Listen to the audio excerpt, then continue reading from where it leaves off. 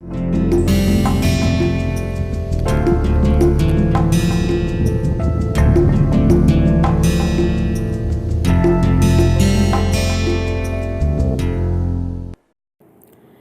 let's discuss the topic of looking at folk art from an alternative context, where the context is changing. It's not being produced in the traditional surrounding where it originated from, but it's finding its new place, and that is giving it some kind of a substitutional context. So, in that topic, we must try to find out the place of folk art in the contemporary lifestyle, which is very important for it. Contemporary habitat is an alternative context for folk art. It is an undeniable fact that the elements and principle of folk art practice are the offshoots of a particular lifestyle that involved certain beliefs that is often regional and purely habitual. The lifestyle of an ethnic society is the life force that causes the art forms to emerge and grow. To find the place and justify the role as well as the need of such cultural practices in today's society and culture, it requires a scrutiny to the guiding factors that determines its life. So there are three factors that we may consider for now. One, if we count the lifestyle as a variable, the life of the practice is not guaranteed. Two, if we count the lifestyle as invariable, the life of the practice is artificial. 3. If we suggest an alternative lifestyle that duly supports the practice, the lifestyle can also cause the art forms to alter. The third option ensures a survival of the practice in new circumstances, which can support the practice to cope up with the contemporary art scene and cater to the need of the modern art market. But to appreciate the new art forms as an outcome of an alternative condition, the society also needs adequate preparation. If the contemporary demand suffers from any sort of ethnomaniac syndromes, the folk art will die in stagnancy. If folk forms are hypothetically set in a symbolic relationship with mainstream modern art, they cannot mutually benefit from each other unless there is a right awareness. The folk imageries have influenced the mainstream artists and provoked their thoughts and visions towards innovative solutions in India, Europe, and many other countries' art scene. So, I'll discuss quite a few very crucial points in this context, not to reach to a conclusion as much as to analyze the topic and continue the research. And slowly it may land to a different conclusion that provides us with some possible solutions.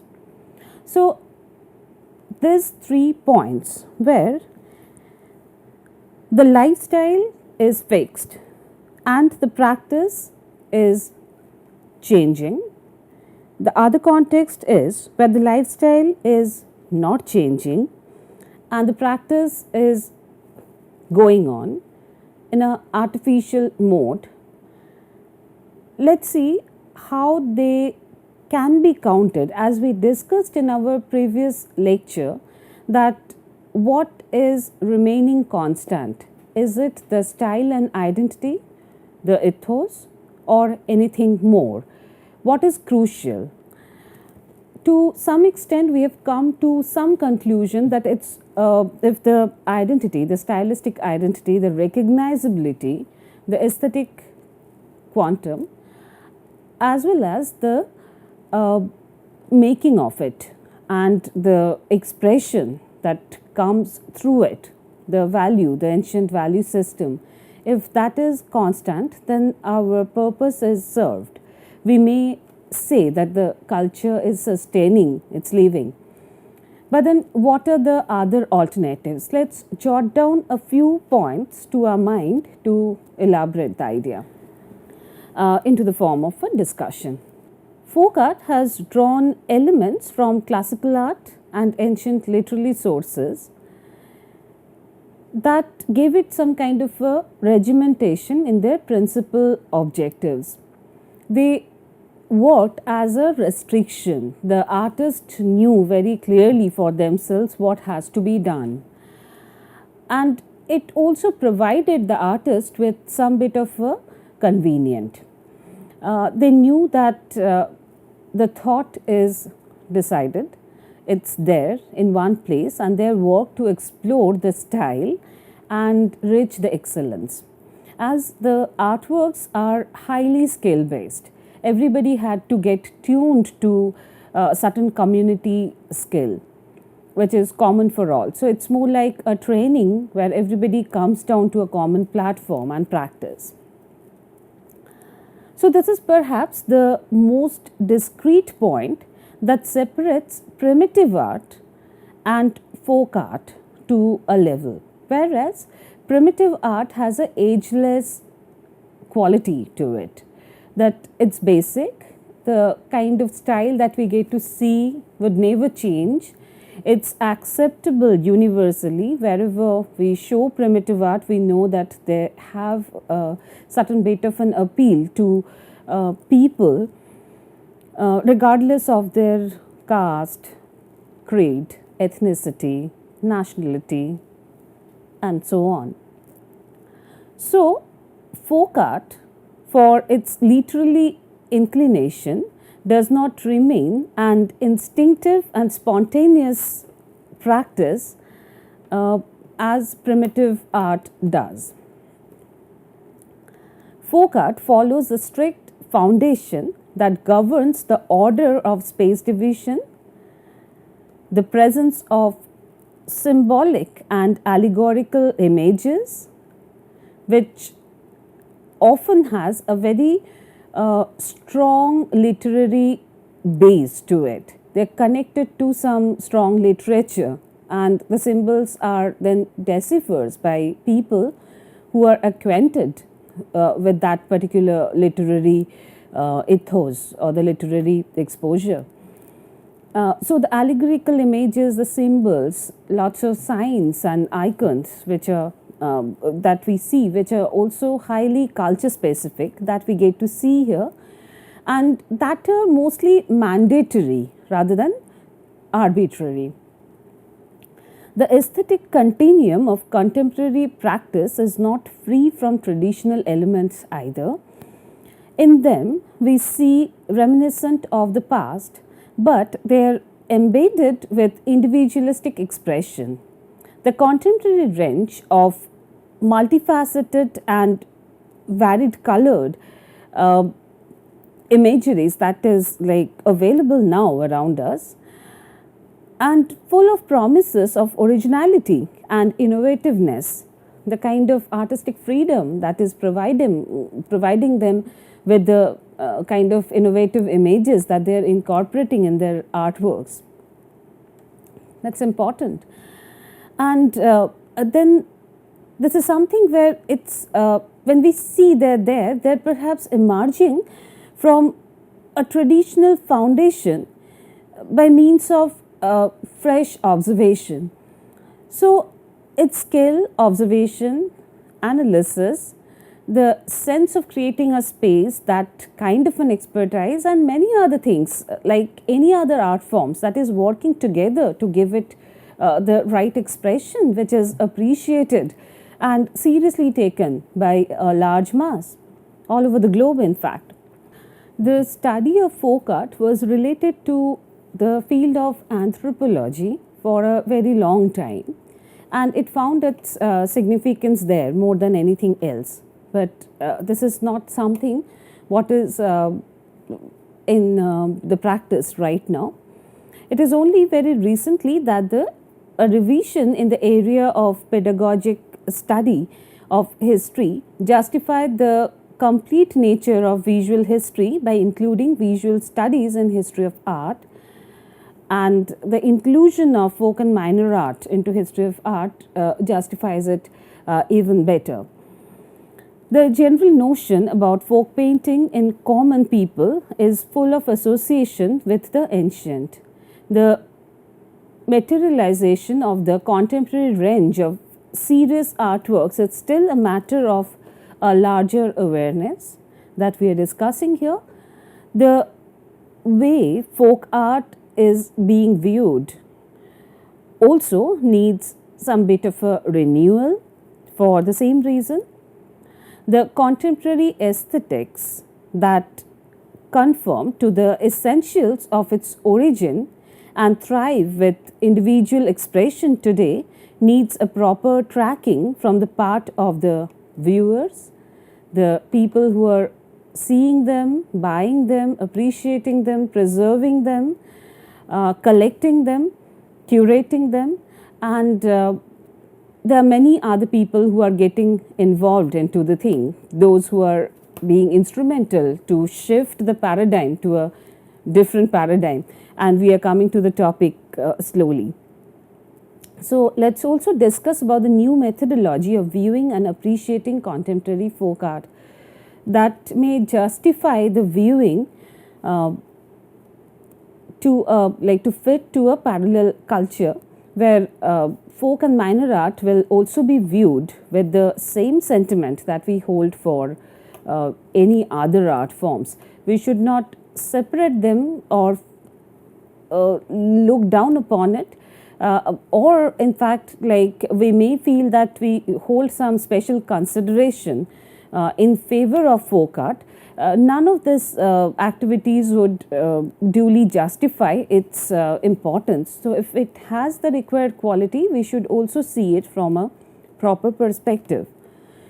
So, as we discussed, that we should also bring down our way of looking at it as description, analysis, interpretation, judgment, coming down to some conclusion, comparison, comparing the tradition with other traditions, comparing folk art with mainstream academic art practices, looking at folk art from the perspective of community beholders to place it as graffitis or public art. Anything has tremendous possibility to give it the proper facelift that folk art needed. And also looking at them from the three-layered vision, where it's not only the thematic content or the thematic analysis or the symbolic values, the iconic features, the iconographic aspects are viewed, but it is seen from a purely semiotic perspective, where we approach towards its visuals in terms of their elementary value, how strong the lines are, how expressive the line qualities are, is very important to see how the color combination is used here. Because most of the time we see that folk art's color combinations are mandatory rather than arbitrary, and that puts the value slightly down for a reason that the expressive qualities are not counted in most of the cases. When we know that somebody has used a red because using red was auspicious and compulsory, it just occurs to our mind that this is connected to some superstition or some beliefs which are very backward. So we start looking down upon them, and we do not value the expressive urge that the folk artist is also holding, like any other artists in this whole world. So it's very important to see things and also encourage the entire viewing by providing us with that particular freedom and not thinking that they're bound to continue with certain thing. The identity can be maintained in many other ways. It's also true in a context that maybe an example will make it more lively and clear to you. that it may happen that often we feel that everybody is getting trained under certain tutelage, where the master painters are teaching them to be uniform. So, what about the individual identity? Is it only the use of subject matter, or the individual artworks can be identified? But that is happening. In fact, the master painters, they are most of the time so sensitive that we can only make it out when we interact with them, that they say that it's the same line applied by 2 3 different people. Some lines are arrogant, some lines are calm, some lines are strong, some are weak, and that is how the as we say for any other relevance of art, the expressionistic quality of art, that in art we reveal ourselves according to Tagore and not the object so much.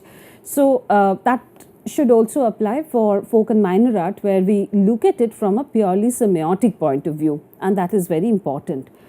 So it takes us to a different direction to look at them and conduct a serious viewing for folk art. We should not take it for granted. We should spend time looking at them and understanding the intricacies of them. So, I would like to quote Roma Chatterjee in this context. She is the author of this very recent book called Speaking with Pictures, Folk Art and the Narrative Tradition in India. In this book, along with many other comments that I'm going to enter in, because I would recommend my students who are taking up this course to read this book, because of the kind of work that is produced and the way it is conducted and the way it's written with a lot of concern and knowledge. That shows her involvement, and that is the reason we value her opinions and observations to a large extent. And in the conclusion of our course, I think I must read out quite a few things from that particular book, which is done in a very recent context. The study of folk art that strategically chooses Ramayana as a traditional theme throughout.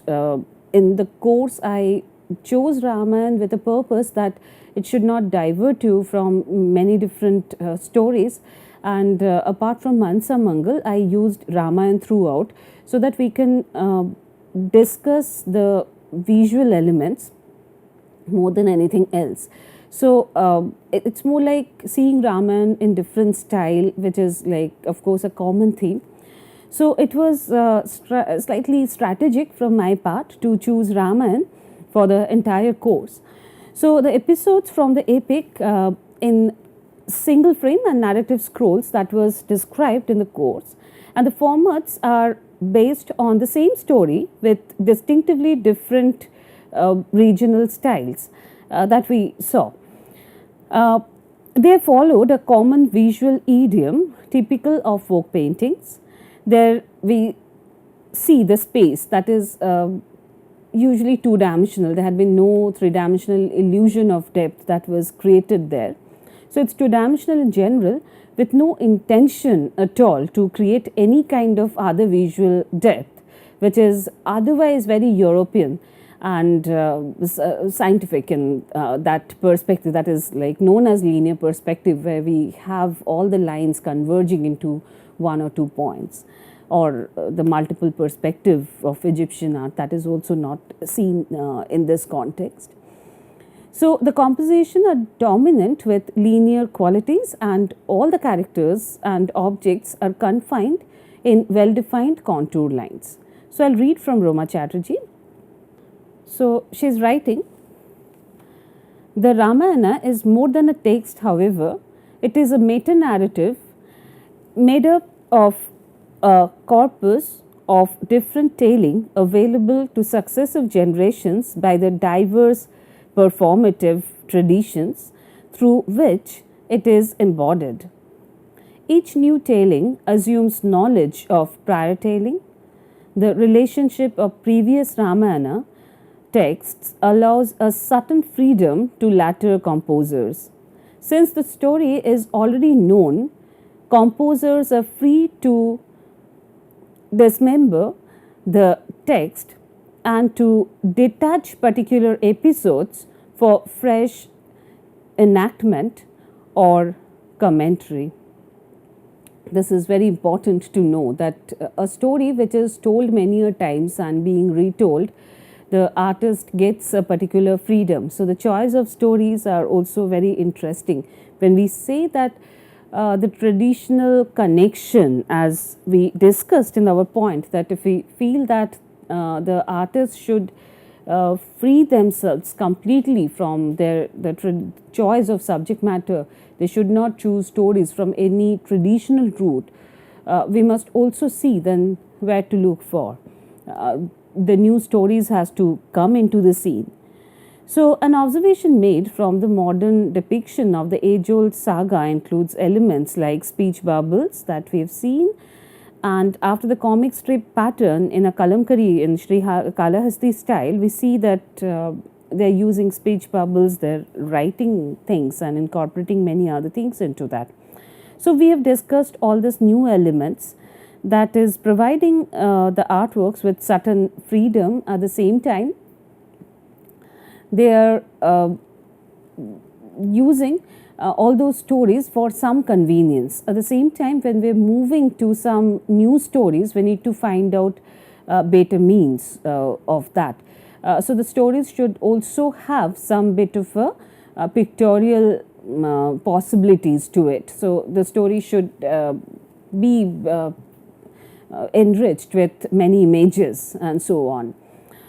So I would like to read from Roma Chatterjee a little bit to elaborate that concept.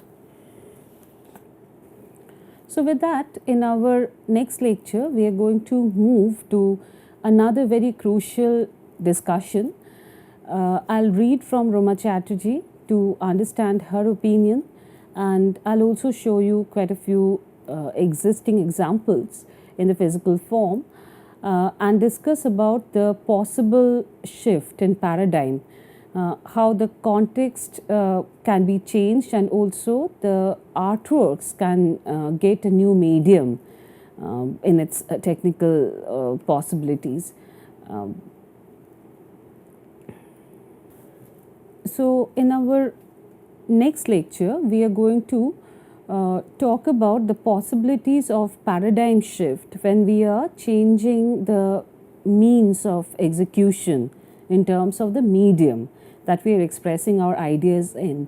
When we see that the new elements like speech bubbles are getting added into the new paintings, that means it has some possibilities of visual storytelling that it already had traditionally. Now it can also work as a new medium of storytelling in the form of a graphic book perhaps, and that has been explored. So we need to understand what are the different means of the paradigm shift. The two things that comes to our mind very readily, that are the comic books and animations. Because when the images and storytelling they're involved into certain endeavor, these are the two things that we can quickly understand. But then Roma Chatterjee was involved in some of these projects, and I would like to read out from her research some of her experiences, and I'll also show you some of the existing works. Though like in a very limited number, but just to give you some idea how the paradigm can be shifted and how to justify that. Is it the only option, or there are other things that suits the context based on the 3 points that we discussed in this lecture.